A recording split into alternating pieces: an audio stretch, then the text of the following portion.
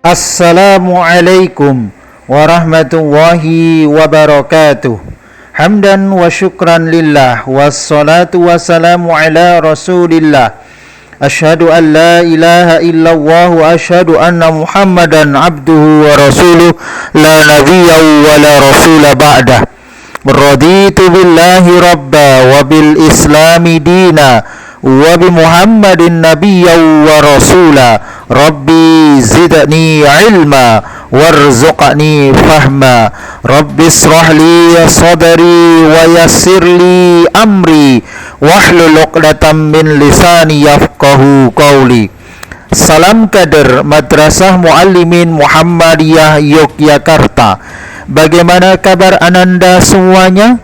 Kader tingkat 2 Madrasah Muallimin Muhammadiyah Yogyakarta, semoga sehat dan selalu dalam lindungan Allah Subhanahu wa ta'ala.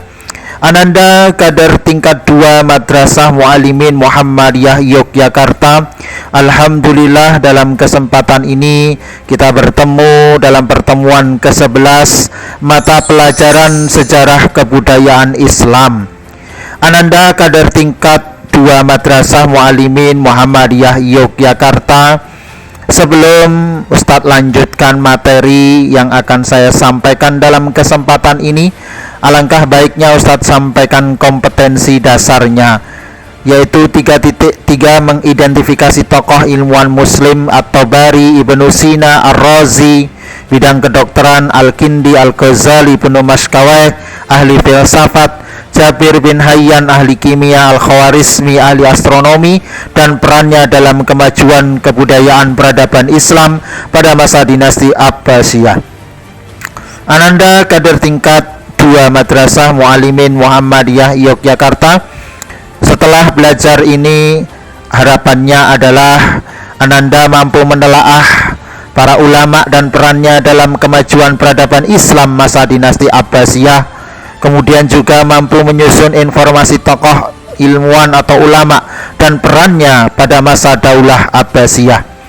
Ananda kader tingkat 2 Madrasah Muallimin Muhammadiyah Yogyakarta, buku sumber referensi atau sumber rujukan yang akan Ustaz gunakan adalah Sejarah Kebudayaan Islam kelas 2 terbitan Madrasah Muallimin Muhammadiyah Yogyakarta. Ada juga buku panduan lainnya, buku siswa Sejarah Kebudayaan Islam Madrasah Sanawiyah kelas 8 terbitan Kemenak. Ananda kader tingkat 2 Madrasah Muallimin Muhammadiyah Yogyakarta berbicara tentang ilmuwan-ilmuwan dinasti Abbasiyah. Dalam pertemuan yang ke-10 kemarin sudah sempat bahas sekilas. Di antaranya ada ilmuwan kedokteran, ada Tabari, Ibnu Sina, Ar-Razi, kemudian ada ilmuwan filsafat yaitu Al-Kindi, Al-Ghazali, Ibnu Mashkaweh, ada juga Al-Farabi, kemudian ilmu kimia yaitu Jabir bin Hayyan, ilmuwan astronomi Al-Khawarizmi. Ananda kader tingkat 2 Madrasah Muallimin Muhammadiyah Yogyakarta, dalam tampilan slide saya tampilkan ilustrasi gambar beberapa ilmuwan besar pada masa dinasti Bani Abbasiyah. Silakan bisa diamati secara seksama. Baik, Ananda kader tingkat 2 Madrasah Muallimin Muhammadiyah Yogyakarta, sebelum Ustadz masuk saya tampilkan ilustrasi gambar. Bisa Ananda perhatikan di situ betapa perjuangan anak-anak di dalam menuntut ilmu, meniti titian tali, menyeberangi sungai, hanya tujuannya untuk belajar, untuk menuntut ilmu. Mereka saja semangat, apalagi kita. Ananda kader tingkat 2 Madrasah Muallimin Muhammadiyah Yogyakarta melanjutkan materi pertemuan yang ke-10, beberapa ilmuwan yang belum sempat Ustadz bahas terkait dengan ilmuwan-ilmuwan masa dinasti Bani Abbasiyah, yaitu dalam bidang kedokteran ada namanya At-Tabari. Beliau diklaim sebagai penemu ensiklopedia kedokteran. Nama lengkapnya Abu Al-Hasan bin Sahal Rabban At-Tabari, berasal dari keluarga Syria Yahudi yang terkenal di Merv dan pindah ke Tabaristan sehingga dikenal dengan sebutan At-Tabari. Masyarakat Muslim mengenalnya dengan nama Abu Al-Hasan, mahir berbahasa Syria dan Yunani sebagai dua bahasa yang menjadi sumber untuk tradisi pengobatan kuno. Ananda kader tingkat 2 Madrasah Mu'alimin Muhammadiyah Yogyakarta, di antara karya At-Tabari yaitu Firdaus Al-Hikmah yang ditulis setelah beliau memeluk agama Islam, yang kemudian juga ditulis dalam bahasa Arab dan diterjemahkan sendiri ke dalam bahasa Syria. Buku ini dibagi ke dalam 7 bagian. Pertama, memuat masalah doktrin ilmu kesehatan kontemporer berjudul Kuliah At-Tib. Kemudian bagian kedua berisi uraian bagian-bagian organ tubuh manusia, peraturan menjaga kesehatan, dan laporan tentang penyakit-penyakit yang menghinggapi otot. Bagian ketiga berisi deskripsi tentang diet. Bagian keempat tentang seluruh penyakit yang biasa menimpa badan. Bagian kelima berisi deskripsi tentang rasa dan warna. Bagian keenam tentang obat-obatan dan racun. Bagian ketujuh berisi diskusi tentang astronomi, juga ringkasan pengobatan ala India. Ananda kader tingkat 2 Madrasah Mu'alimin Muhammadiyah Yogyakarta. Ilmuwan selanjutnya dalam bidang filsafat, yaitu tambahannya ada Al-Farabi. Nama lengkapnya Abu Nasr Muhammad bin Tarham bin Auzalak Al-Farabi, lahir tahun 257 Hijriah di daerah Farab, Turkistan.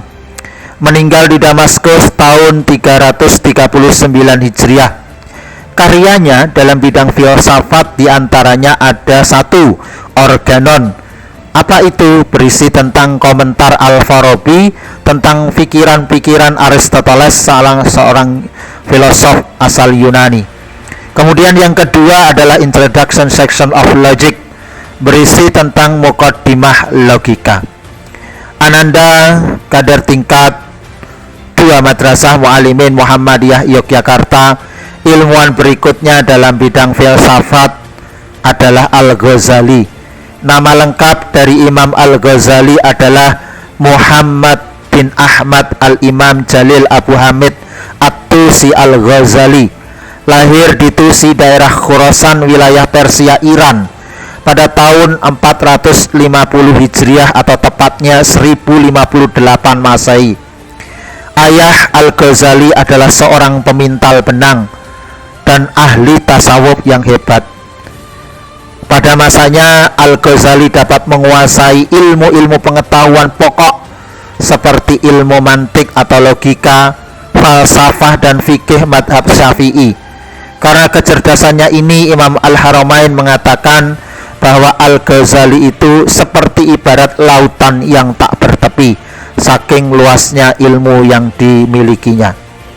Ananda kader tingkat 2 Madrasah Mu'alimin Muhammadiyah Yogyakarta. Berikutnya ilmuwan bidang filsafat lainnya adalah Ibnu Mashkaweh. Di samping seorang filosof, beliau juga seorang dokter ahli diet. Beliau juga seorang penyair ahli bahasa, filosof muslim yang mampu memadukan tradisi pemikiran Yunani dan Islam, ahli dalam filsafat Romawi, India, Arab, dan Persia. Karyanya dari Ibnu Mashkaweh adalah Risalah Al-Ladzat wal Alam, Risalah fi At-Tabi'ah, Risalah fi Jaubar An-Nafas, Maqalat An-Nafas wal Alaq. Ananda kader tingkat 2 Madrasah Mu'alimin Muhammadiyah Yogyakarta.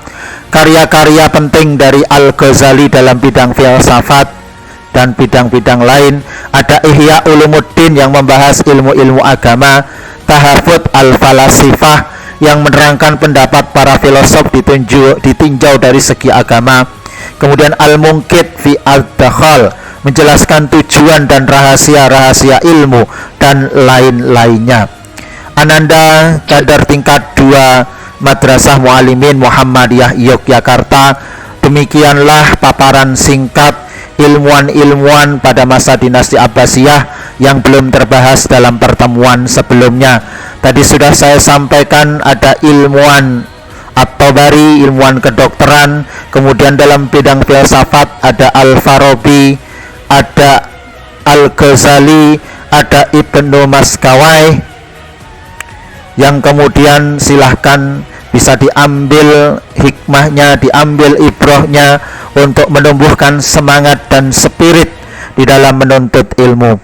Ananda kadar tingkat 2 Madrasah Muallimin Muhammadiyah Yogyakarta. Materi lengkapnya silahkan bisa diakses di e-learning, dibuka dan dipelajari dengan sebaik-baiknya. Saya berikan ilustrasi semangat motivasi. Niat itu seperti surat, salah tulis alamat akan sampai salah tempat. Silahkan perbarui niat untuk terus belajar thalabul ilmi, mengungguli kesuksesan para ilmuwan-ilmuwan pada masa dinasti Bani Abbasiyah, memajukan peradaban Islam pada saat ini dan yang akan datang. Ananda kader tingkat 2 Madrasah Muallimin Muhammadiyah Yogyakarta. Sebelum penutup, saya bacakan sebuah kata hikmah dari Ibnul Qafa. Talibud dunya kasyaribi ma'il bahar, kullama zada zurban izdada atsan. Seorang yang haus mencari kehidupan duniawi seperti orang yang meminum air lautan. Semakin diminum maka akan semakin haus, kecuali yang diminta dan yang dicari adalah ilmu pengetahuan. Ananda kader tingkat 2 Madrasah Muallimin Muhammadiyah Yogyakarta. Demikian materi yang saya sampaikan.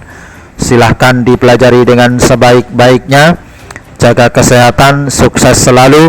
Syukran ala husni ihtimamikum. Aqulu lakumus salamu alaikum warahmatullahi wabarakatuh.